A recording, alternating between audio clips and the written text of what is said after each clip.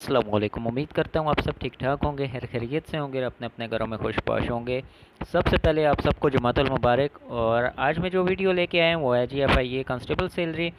तो सबसे पहले तो मैंने यूट्यूब पे देखी हैं, सारी वीडियोस देखी हैं, कुछ शायद छोड़ भी दी हूँ, क्योंकि कांस्टेबल की सैलरी का यूट्यूब पे कुछ आया हुआ है जी 65,000, कोई आया हुआ है जी 61,000 या 62,000, 60,000, 55,000, इतना आया हुआ है। लेकिन जो कंफर्म सैलरी है वो मैंने एक तो अपने कोलीग से पूछा है, क्योंकि वो FIA में है, तो उन्होंने मुझे बताया कि कांस्टेबल की सैलरी इस वक्त कितनी चल रही है। तो मैंने सोचा है कि मैंने गूगल पे भी सर्च किया, तो गूगल पे आया है वो ही कंफर्म सैलरी है, ये जो आपके साथ मैं डिस्कस करने जा रहा हूँ। कुछ और कुछ ऐसे सवालात हैं जो आपके जहन में होते हैं, दिल में होते हैं, तो आप यूट्यूब पे सर्च करते हैं, लेकिन उसमें कुछ ऐसी बातें होती हैं जो आपको नहीं पता होता। मतलब उस पे भी कोई व्यूज़ बढ़ाने के लिए कोई क्या कह रहा होता है, कोई क्या कह रहा होता है। आज आपको मैं सारी बातें कंफर्म बताऊंगा। तो मैंने बहुत ज़्यादा सर्च करके और पूछ के मैंने ये जो बातें हैं वो मैंने आपके साथ शेयर करने जा रहा हूँ। तो जो मेरी हार्ड वर्किंग हो उसके लिए आप लोगों ने मेरा चैनल सब्सक्राइब कर लेना है यार, क्योंकि मुझे आप लोगों की बहुत ज़्यादा सपोर्ट की ज़रूरत है। चलें चलते हैं अपनी वीडियो की जानब। FIA कांस्टेबल सैलरी 2022, ये मैडम आ गई हैं, तो आप लोगों ने देखना है। ये देखें, the starting wage for an FIA constable in 2022 PS5 is around 51,000. The constable receive an annual raise of RS 500। ठीक है जी, ये है जी कंस्टेबल की सैलरी 51,000 है। जो स्टार्टिंग इनकी सैलरी होती है वो 51,000 है। ठीक है जी, जो इनका एनुअली जो रेज होता है, मतलब कि जो एनुअली बढ़ाई जाती है सालाना, वो है जी 500। मतलब कि हर साल इनकी 500 जो है सैलरी में इजाफा कर दिया जाता है। तो ये इनकी कंफर्म सैलरी है। तो आगे चलते हैं, जो आपके सवालात हैं उनका भी मैं आगे जवाब दे दूंगा। गूगल क्या कह रहा है, जो गूगल कह रहा है वो कंफर्म, मतलब कि ये सब कुछ ही होता है। ठीक है, how many salary of constable, ये हमने देख ली। What is salary of FIA, what is the duty of FIA constable, ये आप लोग ज़्यादातर सर्च करते हैं। तो इसका आपको मैं बताता चलूँ, जो मेजर फंक्शन होता है FIA का वो है जी इन्फॉर्मेंस ऑफ लॉ। ठीक है, रिलेटिंग टू स्मगलिंग, नैर्कोटिक्स, ठीक है, currency offences, foreigners, immigration and passport offences having their inter professional ramification, ramification. ठीक है जी, ये इनकी जो ड्यूटी होती है वो है जी enforcement of law relating to smuggling, narcotics, इनके बारे में तो सबको आपको पता ही है, स्मगलिंग वगैरह के, फॉरेनर्स। ठीक है जी, इमिग्रेशन एंड पासपोर्ट। ठीक है जी, सारी ड्यूटी इनके पास ही होती है, FIA वालों के पास। आगे जो आ जाता है जी, how do I become an FIA inspector. तो सबसे पहले अगर आप कहते हैं जी मैं मैट्रिक की हुई है और मैं FIA में कांस्टेबल लगूंगा, तो फिर मैं उसके बाद इंस्पेक्टर के लिए अप्लाई कर दूंगा। तो ये सरासर आपने अपने साथ धोखा ही है, क्योंकि FIA में जाने के बाद, कांस्टेबल लगने के बाद, अगर आपने मैट्रिक की हुई है तो ये मस्ट है कि आपको आगे पढ़ना पड़ेगा, क्योंकि मैट्रिक के बाद आपको FA करना पड़ेगा और BA करना पड़ेगा। ठीक है जी, तो वैसे आप इंस्पेक्टर की सीट पे नहीं जा सकते मैट्रिक किए हुए। ठीक है, आप कांस्टेबल लग रहे हैं, तो ये भी बहुत बड़ी बात है कि मैट्रिक की आजकल आपको पता है वैल्यू बिल्कुल ख़त्म हो गई है।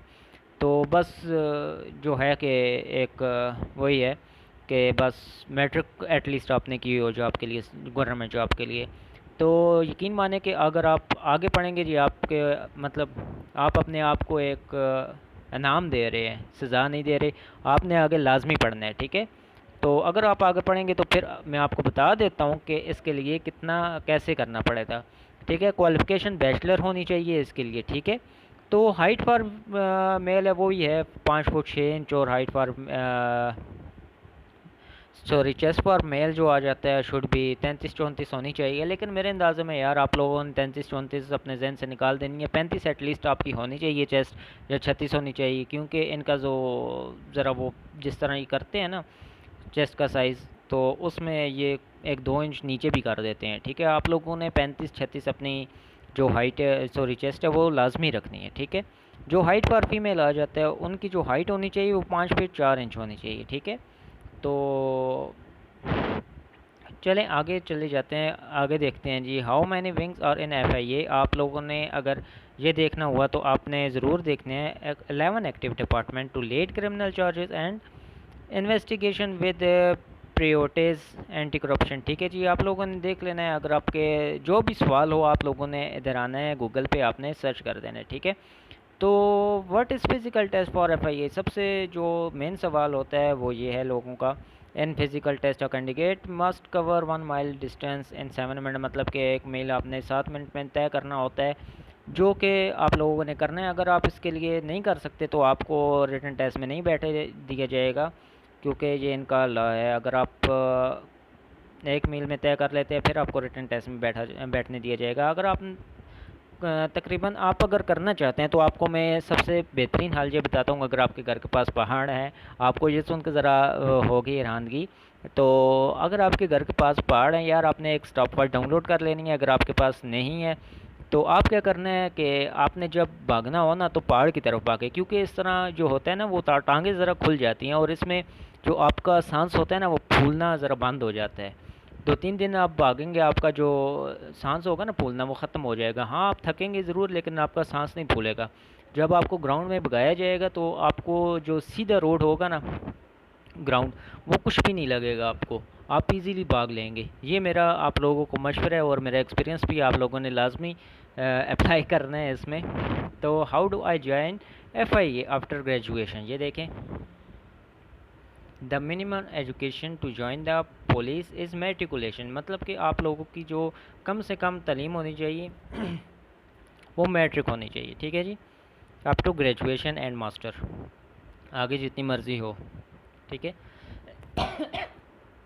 सॉरी। हु कंट्रोल FIA, आप लोगों ने ये देख लेने हैं, फिर भी मैं आप लोगों को बता देता हूँ, आपने इसे पढ़ लेना है, ठीक है। तो आगे चले जाते हैं जी। इस FIA टेस्ट और सबसे जो अहम सवाल है वो ये है, it seem that ADFIA exam is far more difficult to pass than CSS, मतलब कि इसमें ये आया हुआ है कि आपका जो FIA का एग्ज़ाम होता है वो ज़्यादा मुश्किल होता है CSS के बनिस्बत, ठीक है। Because of just 11 seats available in FIA, मतलब कि इसमें जो 11 सीट्स होती हैं वो सिर्फ दस्तयाब होती हैं FIA वालों के लिए, एज़ कम्पेयर टू CSS जहाँ पे 250 या 300 कैंडिडेट सेलेक्ट होते हैं, लेकिन वहीं पे FIA में सिर्फ 11% मतलब कि सिलेक्ट होते हैं। Aldous the FIA exam is just one paper, मतलब कि जो इसका FIA का पेपर है वो होता भी एक है और 100 MCQs का होता है बस, लेकिन but competition seems to be very tough, लेकिन जो इसमें कंपटीशन होता है वो बहुत ज़्यादा टफ होता है, मुश्किल होता है, ठीक है। व्हाट इज़ FIA स्कोप, चले आप ये भी देख लेना, ठीक है। FIA का क्या स्कोप है इधर आपने रो के देख लेना है, नहीं तो आप गूगल पे भी सर्च कर सकते हैं जो मैंने सर्च किया हुआ है। What is qualification required for ASI, where is FIA based, ये आपने पढ़ लेने हैं सारे। तो चले मैं इसे भी खोल के आपको दिखा देता हूँ, ये भी आपने पढ़ लेना है, ठीक है जी। सो आप लोगों ने सब कुछ ये पढ़ लेना है। डैज़ FIA ऑन फार्मूला 1, ये देखें, तो ये देखें। So how many question is the FIA written, ये देखें। These exam have a time limit to 2 hours and all contain 50 question, ठीक है जी। 50 क्वेश्चन होते हैं, तो ईच पर 2 मार्क, जो हर किसी के 2 मार्क्स होते हैं। 100 marks in total, 100 marks total होते हैं। ऑल क्वेश्चन आर कंपलसरी, लेकिन इसमें आपके 70% मार्क्स आने लाजमी हैं, ठीक है जी। अगर आप कर रहे हैं ये सवाल तो, लेकिन इसमें 70% मार्क्स आना लाजमी है अगर आप रिटन तक पहुंच जाते हैं, तो इंशाल्लाह आप सबको अल्लाह कामयाब करे। How many question are on FIA question bank, चलें ये तो हो गया। What is FIA qualification, what is full form FIA, ये तो सबको पता ही होगा, सॉरी। तो FIA फेडरल इन्वेस्टिगेशन डिपार्टमेंट है। सो आगे चलते हैं। Who are the FIA member, how can I get FIA license in India, how is the FIA funded, या अपने सारे पढ़ लेने हैं, ठीक है।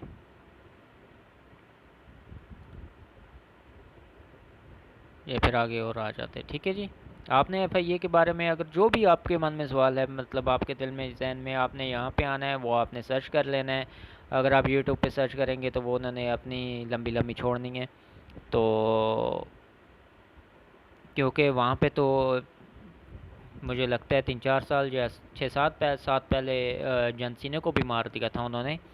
तो ये सारे व्यूज़ हासिल करने के लिए, और कुछ 2 साल पहले वो भी बता दिया था कि पता नहीं सारा गिरने वाला है, दुनिया तबाह हो जाएगी। साजिद भी कह रहे थे कि हमारे चैनल को सब्सक्राइब कर दो। तो मतलब कि ये व्यूज़ हासिल करने के लिए और वीडियो मतलब सब्सक्राइबर बनाने के लिए आप सबको ये कहते हैं, लेकिन यार ये मैं नहीं कहता कि हर कोई झूठ बोलता है। यूट्यूब पे बहुत अच्छे अच्छे भी हैं जो अच्छी इन्फॉर्मेशन दे रहे हैं। तो चलें इंशाल्लाह मिलते हैं हम अपनी नेक्स्ट वीडियो में। तो आप लोगों को मैं एक डेमो दिखा देता हूँ कि गूगल कितना सर्च कर रहा है। ठीक है जी, मैं आपको पाकिस्तान से हूँ तो मैं ये लिख देता हूँ दानिश तैमूर एज आ गई है, ये देखें इसमें कंफर्म बताया हुआ है जी 39 इसकी एज है। ये पैदा हुए हैं जी फरवरी 16 1983 में ये पैदा हुए थे दानिश तैमूर। अब इसके जो आप लोगों के जहन में सवाल होंगे, ये इसकी मैरिड है नहीं मैरिड है, इसकी तालीम कितनी है, ये देखें सबसे पहले तालीम के बारे में ही आया है। Is Danish Taimur married, what is where is Danish Taimur from, how old is Areez Ahmed, सारे लिखा हुआ है। ठीक है, आप लोगों ने देख लेना, ये देखें इनकी भी आ गई है, ये देखें। चलें जी, उम्मीद करता हूँ आप सबको ये वीडियो पसंद आई होगी। अगर पसंद आई है तो यार मेरे चैनल को सब्सक्राइब कर देना, क्योंकि मुझे आप लोगों की बहुत ज़्यादा सपोर्ट की ज़रूरत है।